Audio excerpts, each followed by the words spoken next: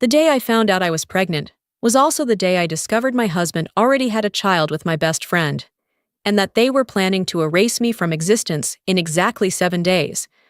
Put yourself in my place. What would you do first? Leave me a comment, because everyone would make a different choice, and I genuinely want to hear yours. That day began with 2 tiny red lines.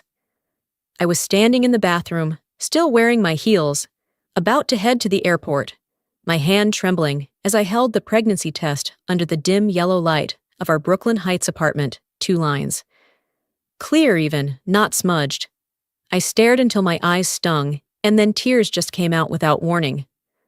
The first feeling wasn't fear or panic.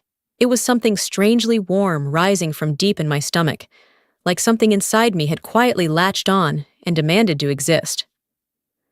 I leaned back against the cold brick wall, smiling like an idiot, wiping tears as I already imagined myself on a video call with Jackson from London that night, holding up the test to the camera. Surprise. He'd freeze for a second, then smile, then probably say something like, "We're going to be parents?"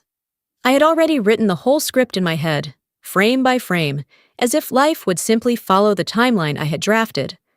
The watch on my wrist buzzed softly, reminding me it was time to leave for the airport. I was flying to London today to give the biggest keynote of my career. I carefully placed the pregnancy test on a piece of tissue, took a deep breath, fixed my mascara, tucked my smile into my chest like a beautiful secret folded into a pocket, grabbed my suitcase, and called a cab to JFK. The morning highway was thick with traffic.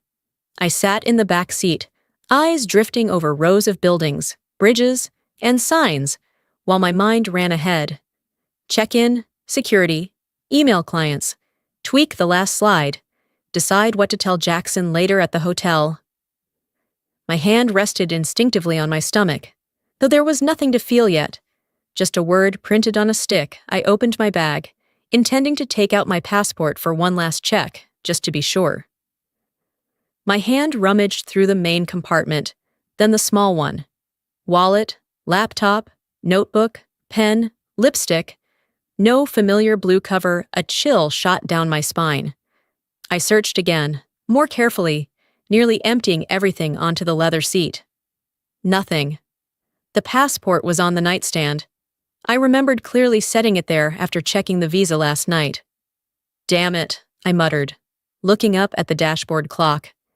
If I turned back to Brooklyn, I'd cut it close for check-in. If I didn't, I'd miss the flight, miss the keynote, miss the opportunity my company and I had been waiting for. For a few seconds, everything spun. Then my brain switched to risk calculation mode. Maybe still on time if traffic eased up, maybe a later flight, but not sure if there'd be a seat in my class. Turn back. A voice in my head said clearly. The car veered sharply at the next exit. On the way back, I texted Delia. Might have to catch a later flight. Prepare a backup plan for me. She replied with a string of worried question marks, and I only sent, I'll explain later, don't worry. All I was thinking about then was time. Boarding time, presentation time, the tiny life not yet visible in my belly. I had no space to consider that forgetting my passport might be the only delay that would end up saving my life. The car dropped me off in front of the familiar brownstone steps. I rushed up, grabbed the doorknob out of habit, and it turned easily. Unlocked. I froze for half a second. I'm the kind of person who checks the lock twice before leaving, sometimes even goes back to twist it once more, just to be sure. Maybe I was too excited this morning, I told myself, feeling lucky I'd come back. I pushed the door open. The hinges let out a faint creak into the silent house. I hadn't even reached the stairs when I heard Jackson's voice from the 3rd floor. It was relaxed, drawn out, a little excited, a tone I rarely heard when he spoke to me. He laughed, a deep laugh, and stretched the word sweetheart, the way you do only in private messages. Sweetheart, I told you, she's really that stupid, signed every document and even thanked me for helping her handle everything. Look, the hardest part's done. I froze in the hallway, hand still gripping my bag strap, heart clamped by an icy fist. Part of me wanted to scream, to storm upstairs, to throw the pregnancy test at him and shout, What the hell are you doing? But the other part, the one trained after years in boardrooms, analyzing logs, mapping threats, told me to stay silent. Listen. I moved up the stairs quietly, instinctively skipping the third step that creaked, and reflex carved into me after 5 years in this house. I stopped right beneath his office, where the sound was so clear it felt broadcast straight into my skull. How are you and the baby? Yeah. Just 7 more days, sweetheart. 7 days, and we'll fly to Costa Rica. Sell the Cobble Hill house, transfer the company shares, withdraw everything, clean out the trust fund. After 5 years pretending to love that cold, controlling bitch, I'm finally free. I gripped the banister, fingernails digging into the wood until they bled. Rory, my best friend for 18 years, the person I sobbed to when my parents died, the baby in my stomach, the one no one knew about yet, curled up as if it understood it was conceived inside a 5-year lie. I stood there, in the house that used to be home, listening to each word drop like a knife. My heart stopped beating, but my mind was sharper than ever. The woman who once trusted her husband completely, who cried out of joy at becoming a mother, died right there on that staircase. I didn't know who the new version of me would be yet, but one thing was certain. From this moment on, Jackson was no longer my husband. He was a threat, and if I wanted to survive, I would have to handle him like any other high-level threat. My parents died together in a car crash on the Brooklyn Bridge just 3 days before Christmas. I was 28, law degree in hand, not yet ready to take the bar exam, when I suddenly had to sign as the heir of ThornSecure, the tiny cybersecurity firm my father had built from scratch in an old warehouse in Gowanus, with just 3 employees and a few local clients. My boyfriend at the time, the man I thought I would marry, broke up with me through a text on the day of the funeral. I'm sorry, I don't have the strength to go through this with you. Everyone expected me to sell. Competitors sent offer letters the same week as the Shiva. They were certain I'd fall apart, cry myself dry, and sign the sale papers just to be able to breathe again. I didn't sell. I threw myself into it, even though I didn't know anything beyond signing meeting minutes and pretending I understood what I was doing. Jackson appeared in the 6th week after the funeral, at a legal conference in Manhattan. I had just finished giving a talk about data privacy regulations, my voice still shaky from crying the night before, my eyes still swollen. He stood up and asked a question so sharp the whole room turned to look. Afterward, he waited for me in the hallway, holding a steaming paper cup of coffee. Are you okay? The first words he ever said to me. He was handsome in a quiet way, black hair with a touch of silver at the temples, gray-blue eyes that looked straight at you, not past you that night. He cooked pasta in my small Brooklyn Heights kitchen, opened a bottle of red wine, and let me cry into the shoulder of his dress shirt without saying a word. In the months that followed, he stayed. He cooked when I worked until 3 in the morning. He brought files into the bedroom, sat next to me reading without complaint. He never said, choose, me or the company. He only said, you can do this. I believe in you. He listened when I talked about meetings, clients, the hollow space my father had left behind. He asked the right questions, didn't flatter much, but his small gestures made me feel less alone. Sweeping the roof after a storm, calling the plumber, sitting with me on a Sunday afternoon to go through tax notices I didn't understand. One evening at Finger Lakes, on a rough wooden bridge glowing in golden sunset, he knelt down and asked me to marry him, and I, exhausted but finally feeling seen after months of grief, said yes, without thinking. The wedding came quickly after that, small, warm, held in my mother's garden in Cobble Hill, just family and a few close friends, and Jackson cried when he saw me walking down a makeshift aisle between rows of white chairs, a moment that made my heart explode with happiness and relief. I backed away from the staircase with the same caution I'd used to approach it, each step so light it felt like I was slipping out of my own body. I avoided the floorboard near the coat closet, sidestepped the familiar creak by the wooden panel next to the front door. No sound. No trace I moved through my own house like a shadow until my hand found the lock and eased the door open just enough to slip outside. The door clicked shut behind me with a soft tack. I walked toward the car in measured steps, even though every nerve in my body screamed for me to run. When I put the key in, my hand shook so badly I had to try twice before the door opened. Sitting behind the wheel, I stayed still for what felt like minutes, staring at the brownstone through the windshield. The house I once called home now looked like the scene of a crime. I started the engine and pulled away from the curb at a normal speed, even though my heart urged me to floor it. My hands gripped the steering wheel so tightly they hurt, but the pain kept me calm. Jackson believed I was at the airport. He believed I was about to check in, clear security, and board my flight to London. That misunderstanding was my only advantage, and I had to protect it at all costs. I couldn't go home. Couldn't call him. Couldn't make a single move that would reveal his carefully planned timeline had just fallen apart. Because I forgot my passport.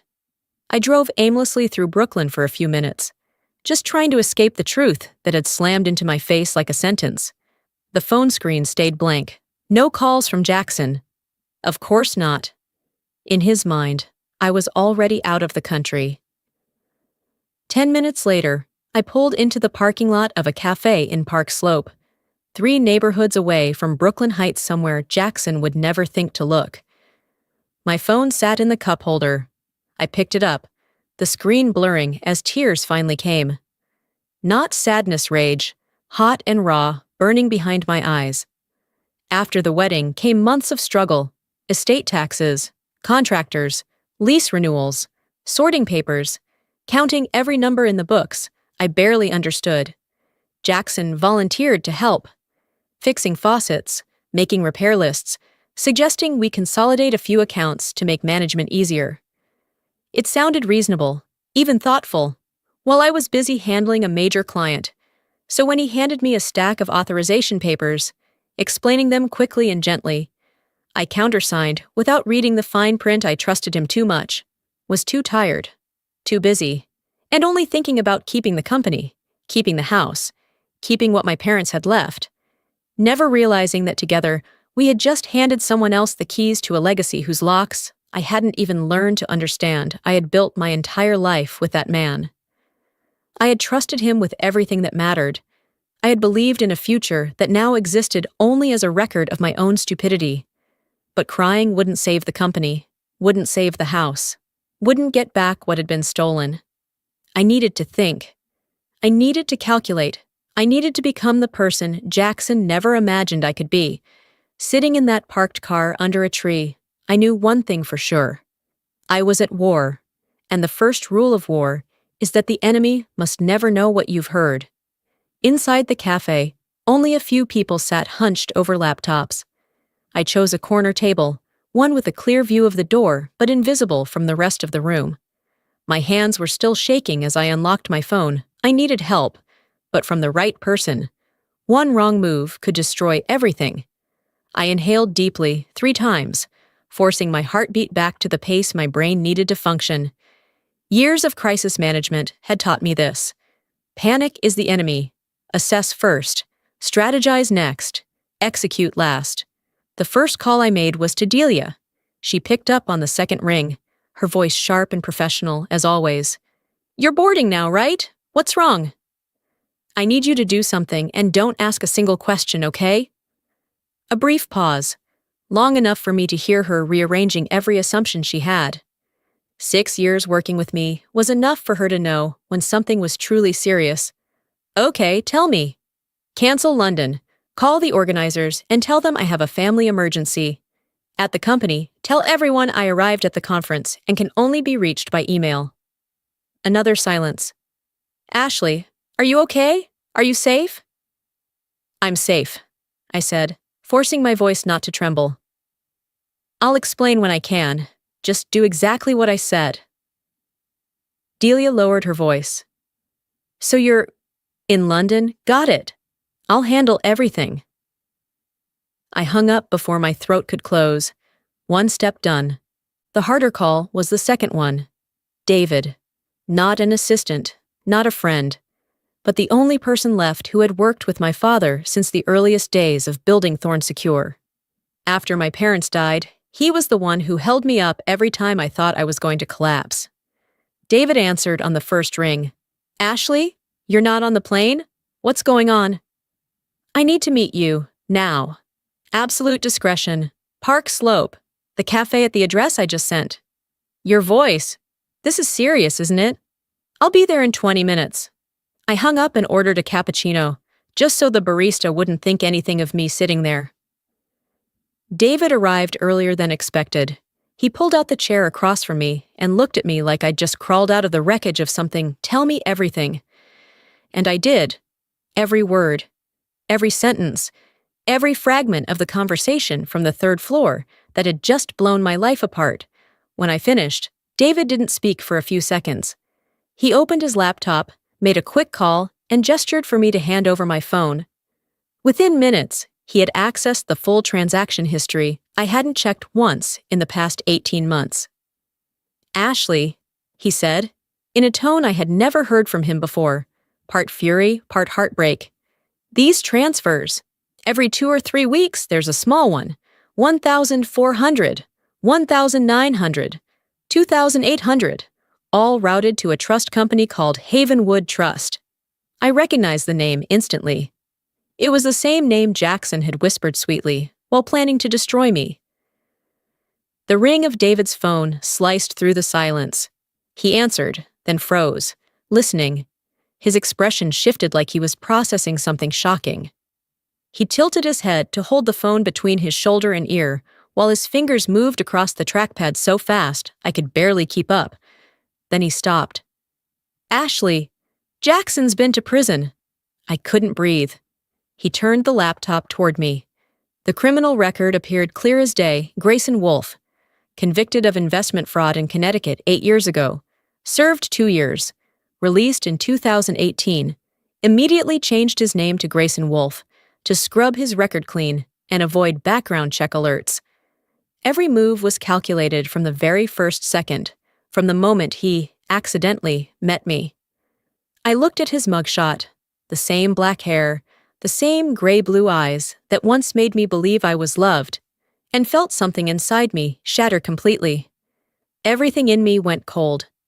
Not fear, but the kind of clarity that comes only when you've crossed the edge of pain. David didn't say another word. He flipped to another tab and turned the screen toward me. An old photo appeared. Jackson standing beside Rory at a bar in the Lower East Side, dated March 2017. She was in a tight red dress, her arm around his neck, smiling wide. Below it was the caption, "6 years ago today, hearts." I went still. 6 years ago. Not a year ago, like I had once believed. Not a mistake in a weak moment, like men always claim. No. That was before I even married Jackson. Before he moved in with me. Before the nights he cooked dinner, checked in on me, wiped my tears when I couldn't yet process my parents' deaths. David looked at me, his voice low and heavy as iron. "They planned this before your parents even died, Ashley." I could hear my blood rushing backward in my ears. David opened another PDF file. A hotel invoice from Montauk, June 2018. The reservation name, Grayson Wolf and Rory Klein. Same credit card, same single night, right before Jackson flew back to New York, and, accidentally, met me. David closed the laptop softly, but the click echoed like a gunshot. He looked me dead in the eye, voice gone hoarse. "They didn't just steal your money, Ashley. They murdered your life before you even realized you were living inside a script written 6 years ago." I didn't cry, I just nodded once, slowly. Then I unlocked my phone and opened the old photo album. The first picture I'd ever taken with Jackson. His arms around me in the kitchen. Me smiling so hard my eyes were almost closed. The caption I had written, "Found my forever." I deleted it. No hesitation. David looked up, his eyes holding a single question. "What do you want to do next?" I met his gaze. My voice no longer trembled. It was so cold I barely recognized it. I want them to pay. Every dollar, every day, and every tear they planned for me to cry. David smiled, for the first time that afternoon, a sharp, blade-thin smile. Good, starting today. And in that moment, I knew. The 7-day war had begun. That night, I checked into a small hotel in Lower Manhattan under Delia's name, to erase any chance Jackson could trace me. That name on the receptionist's screen was like a layer of disguise, thin enough not to draw attention, but thick enough to pull me out of sight from the man who thought he was a genius. I had barely lain down on the unfamiliar bed when my phone buzzed Jackson. A message popped up, followed by a bright red heart emoji. "Miss you already?" I stared at it. He performed so well, he could make his own victim feel guilty. I set the phone face down on the edge of the bed and looked up at the ceiling dotted with faint patches of light. Sleep wouldn't come. Couldn't come. Every minute that passed, my mind replayed that invisible recording from the 3rd floor. His voice, the voice of the man I once called my husband, piercing into my ears like needles. The hotel room was so quiet I could hear the traffic below, every honk, every late footstep. I thought about my mother, alone in the old brownstone in Cobble Hill, the house she'd lived in for 40 years, where my father built the bookshelves by hand, where I grew up, where every family memory lived inside layers of red brick, and the man I trusted was planning to erase it all. Thinking of that, my chest tightened. I looked at the clock. 3:27 a.m. A sharp pain twisted in my lower abdomen. I couldn't sleep. I couldn't. I had exactly 6 days left. I tried to ignore the pain, tried to coax myself into rest. Tomorrow, the war would still be waiting for me. Morning came gray, light seeping through the hotel's heavy curtains. I sat up under the weight pressing down on my shoulders, like someone had laid a block of concrete on my chest. I showered quickly, changed into dark clothes, tied my hair back neatly, and left before the hotel restaurant even opened. I drove home in silence. The stretch from the bridge to my familiar street had never felt so long. When I stopped at the corner, the house stood there, calm, untouched, as if nothing had happened. The front door was locked, quiet. I waited until Jackson was gone. Then I went in. The smell of his detergent still lingered on a shirt somewhere, the faint trace of morning coffee. It all made my skin crawl. I went straight up to the 3rd floor, Jackson's office. On his desk were a few folders he assumed I'd never touch, because for the past 5 years, I never questioned anything. Never read the fine print of our finances. I had let him help. That, it turned out, was the first trap. I took a deep breath, sat at his desk, and began turning every page. My signature was everywhere. On documents I didn't remember signing. On papers Jackson had handed me when I was busy, tired, or just home from meetings. A thicker sheet slipped out from one of the folders. The corner was marked with a yellow highlight, Power of Attorney. I saw my signature right beneath it. Clear, strong, unquestioning. "Myself," I whispered, feeling like I'd been punched in the gut. I signed my own life away to him. I took out my phone, photographing every document, every word, every seal, not missing a single page. I sent the entire set to David through an encrypted folder. Once done, I set my phone down and buried my head in my hands. For the first time in 2 days, I blamed myself, whispering to the 4 walls that had once been my home. I opened the door, I let the wolf in, I handed him the keys to everything, and even thanked him for it. I pressed my forehead against the cold floor, inhaled deeply. Then I stood, placed the folders back exactly where they had been, not shifting a single millimeter. The smell of old paper, printer ink, and the wood of Jackson's desk blended into something so familiar, it made me sick. Every page in front of me was a wound I had carved myself, a record of blind trust. A crack Jackson had widened, with a perfectly planned deception. And now, I was no longer the woman who had signed those papers. I was the one who would tear through every layer of his lies. One by one, The next morning, I went to Martin Hale's office on the 42nd floor of a glass tower by the East River. Everything inside gleaming, covered in expensive art, the kind of place that makes you feel safe the moment you step in. Martin met me in a private conference room. No assistant, no coffee, no small talk. His eyes, for the first time since I'd known him, weren't entirely calm. When I placed the folder on the table, he gave a single sharp nod. "Let's begin." I laid out the documents one by one across the glass surface.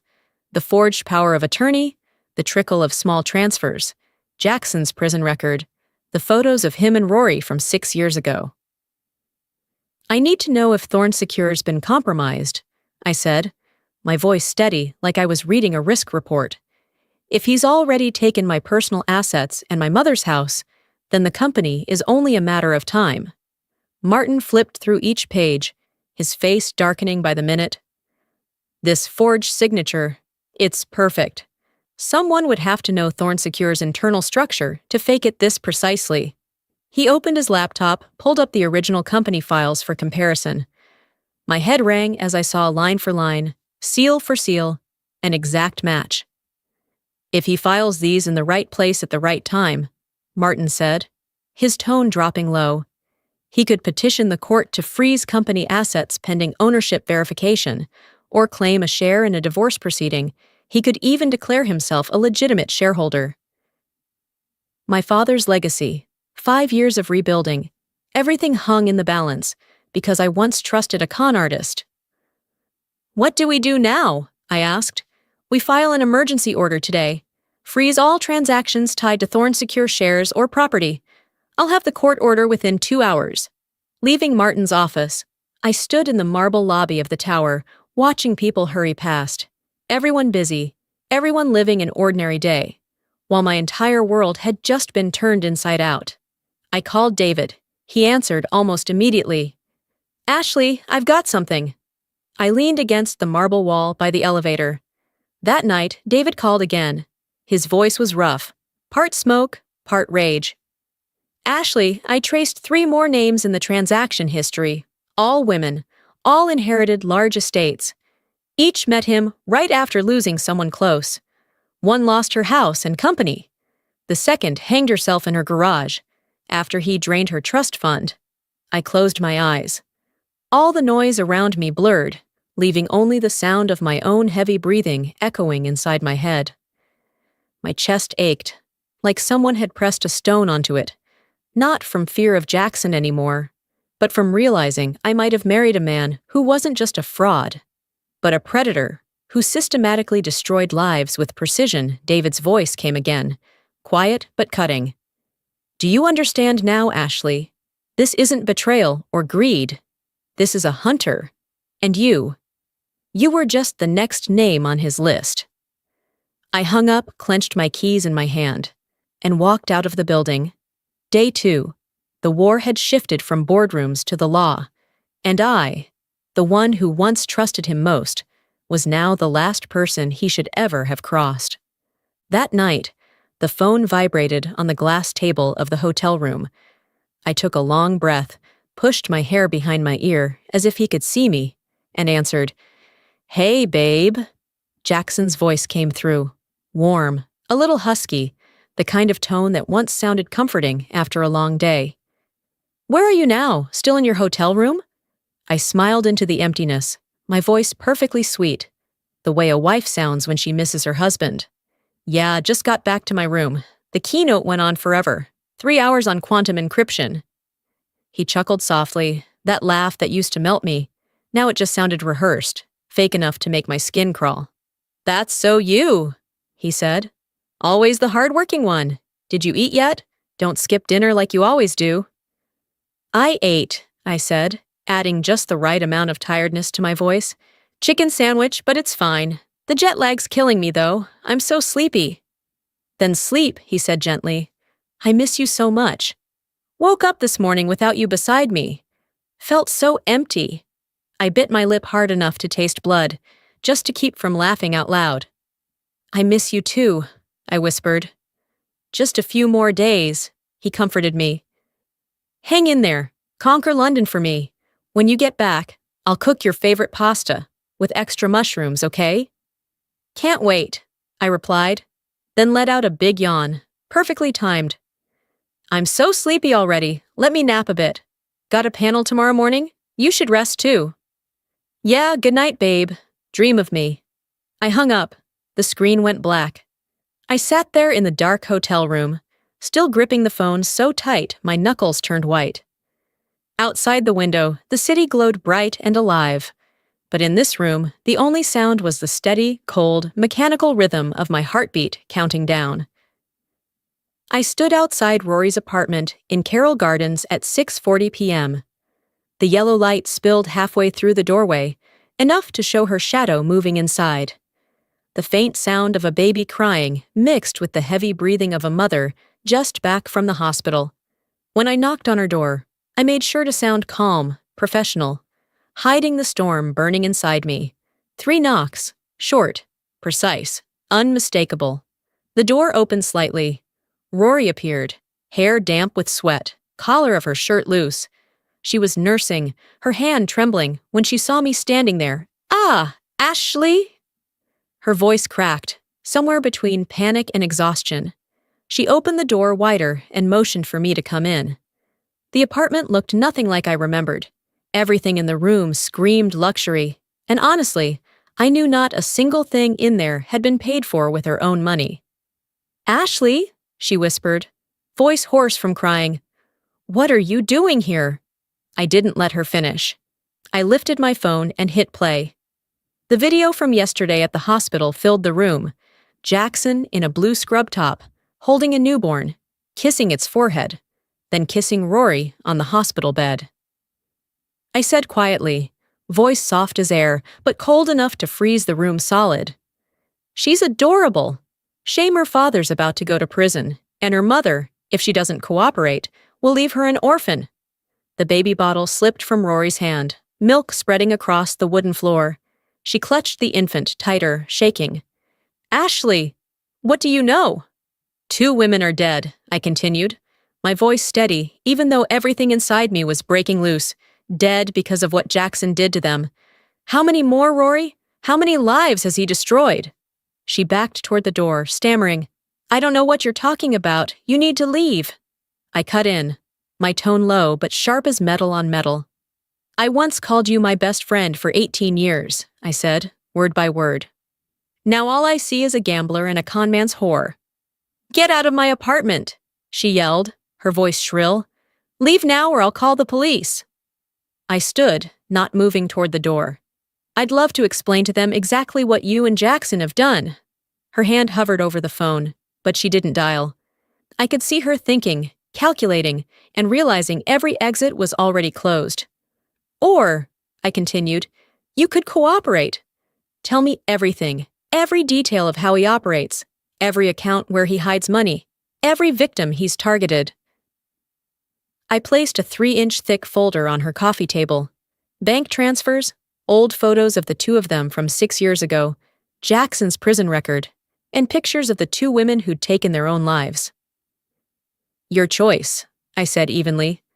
Work with the district attorney's office, become a witness, or sit in a cell for 20 years beside him.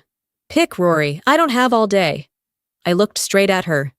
I need to make a call, she finally said, her voice missing the smooth confidence it had just minutes earlier. Go ahead, I replied, sitting back down. But remember, time's running out. She lifted the phone, but didn't dial. Instead, she stared at the baby in her arms, as if the child could answer the questions she didn't dare ask. When she finally spoke, her voice had softened. How long have you known? 5 days. She looked at me, and for the first time, I saw something other than calculation on her face. Fear. Real and raw. He lied to me too, she said quietly. He lied to both of us. That's what everyone believes, except the people helping me build the case against him against them. She flipped through the folder on the table. After a long silence, she said, I didn't know what he was. I just thought it was about money. I crouched down, looking straight into her eyes, You chose to sleep with my husband, have his child, and help him steal the house my parents left me." Rory looked up, face pale, tears and snot mixing together. I took one step closer, leaning down until she flinched. "You have two choices," I said, glancing at the baby asleep in her arms. "Think of that child right now. You're an accomplice. But if you turn on him first, you'll be a witness instead of another defendant." I stood, adjusted my jacket sleeves. At the door, I paused one last second, looking at the baby sleeping peacefully against her mother's chest. "She's got his eyes," I said softly. "Let's hope she won't have to pay for her parents' sins." Then I walked out, leaving behind the sound of the woman who used to be my best friend, sobbing until her voice broke. That Monday morning, the morning I knew would mark a turning point in my life, the sky was the color of lead, thick with humidity, and the wind carried the weight of a storm that wasn't just outside, but inside the red brick house I had once called home. I got up at 5 a.m., put on the navy suit my father once said made people stand up when I entered a room. Today, I needed that exact feeling. I needed the strength he'd always seen in me, even when I couldn't see it myself. I parked across the street from the house at exactly 8:20, lowering the seat so I could watch without being seen. At 8:30 sharp, the door opened. Jackson stepped out, dressed like a man about to close the biggest deal of his life. The charcoal suit I had given him for our second anniversary, the polished Italian shoes. His hair slicked neatly back, leather portfolio in hand, the kind he reserved for important meetings. He looked successful, confident, full of purpose, like someone about to claim the reward of a 5-year con. I started the engine, trailing him from 2 blocks behind. The first stop, just as I'd predicted, was the bank in Cobble Hill, where today Jackson planned to finalize his paperwork. He walked in with the gait of a man who believed he was untouchable. Less than 3 minutes later, he came out. Even from a distance, I saw the change. His confident stride shortened into sharp, uneven steps, jolted, uncertain. The phone was at his ear before he even finished swearing. "What? No way! They said there's a court order. Who filed it? Who?" I leaned back in my seat and closed my eyes for a second. Martin had done his part. The bank's legal department had been alerted. The fake subsidiary accounts were frozen. The foreclosure stopped with a single signature from a Sunday night duty Judge Jackson, who once thought he was directing the entire play, was now just another actor running in panic across a burning stage. He drove straight home, fast enough to nearly run a red light I followed, parking a few houses away. When I entered, I made sure to step hard on the 3rd stair, the one that always creaked. Upstairs, his voice cut off mid-sentence. "No, I told you, my wife's in lawn." Silence. When I reached the doorway of his office, he was frozen mid-call, the phone still in his hand, his face drained of color like he'd just seen a ghost. "Ashley? What are you doing here? Why aren't you in London?" I stood at the threshold. Didn't move closer. Didn't need to. My voice was calm enough to chill the air. "I didn't go to London, Jackson. I came back for my passport and found out you have a child with my best friend." His mouth opened, closed, then opened again. Like a fish gasping on dry land, I went on before he could spin another lie. "I know everything, 6 years of it. Every word, every move, every plan." His face shifted fast, like a trained actor switching scenes. Panic, pleading, blame, threat. "You're misunderstanding. Let me explain." "I don't need to hear it." I took half a step forward, just enough for the window light to fall across my face. "You only got one thing wrong, Jackson." I met his eyes. "You thought you married a rich, naive woman." I paused long enough to see his throat tighten. "But actually," I whispered, "you married a chief risk officer." The last words came slow, clear. "And my job is to hunt high-level threats." I tilted my head slightly. "And you, Jackson, you are the highest threat I've ever faced." At that moment, sirens. Police lights flashed blue and red against the walls. Jackson turned, his face draining as the reflection hit the glass. A heavy knock thundered at the front door. He lunged toward me, but it was too late. The door burst open. Two officers stepped in, cuffs glinting in their hands. He looked at me. Panic, disbelief, desperation, the wild stare of a trapped animal, realizing the cage is already shut.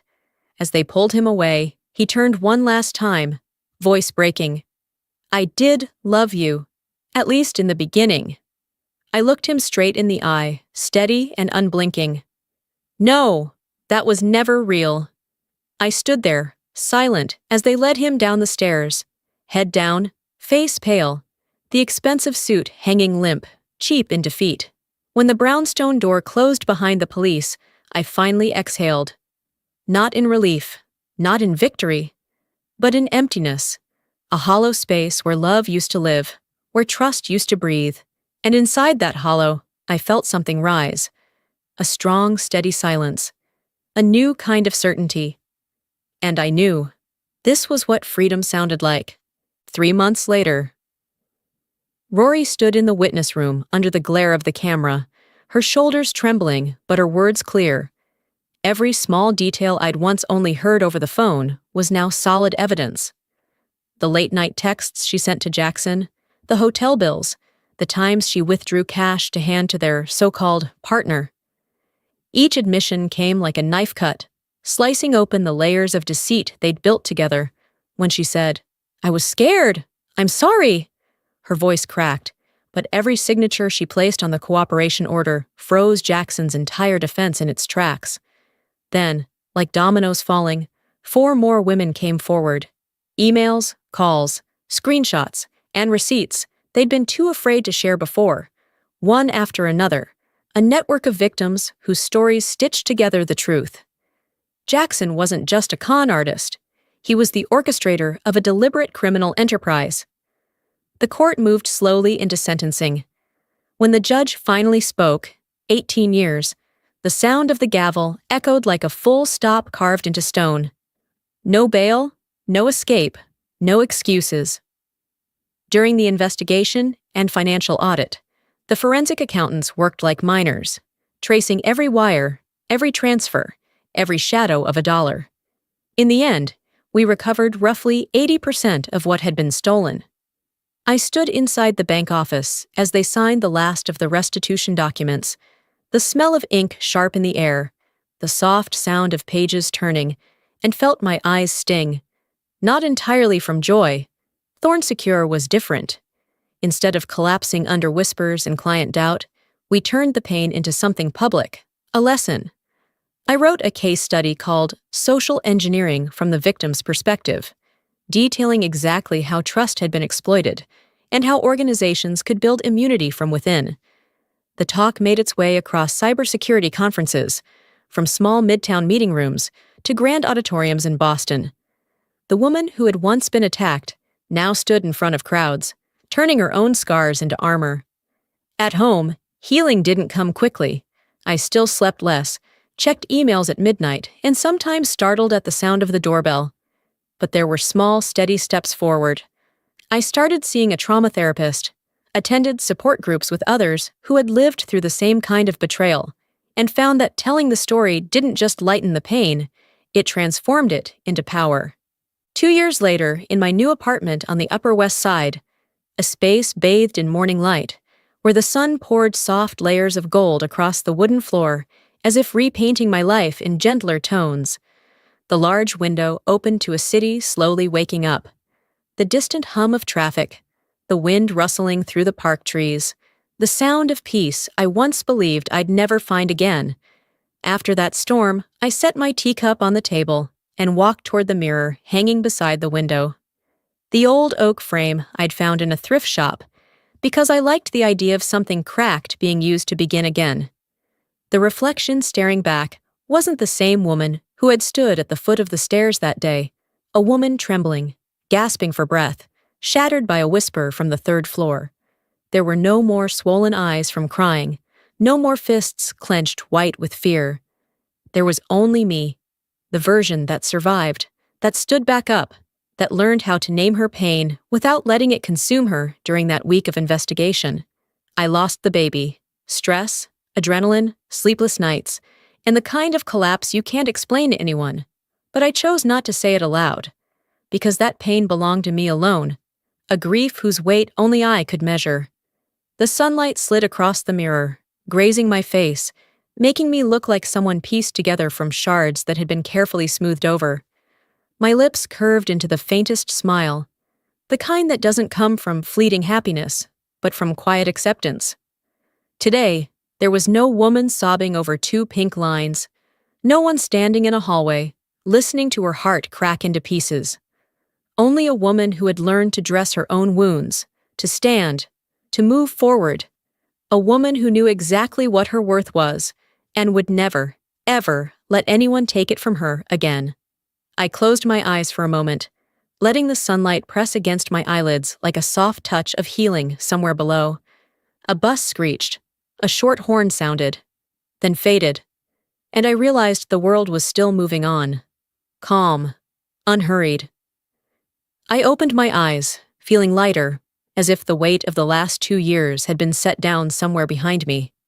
I smiled. A smile for the version of me from 2 years ago.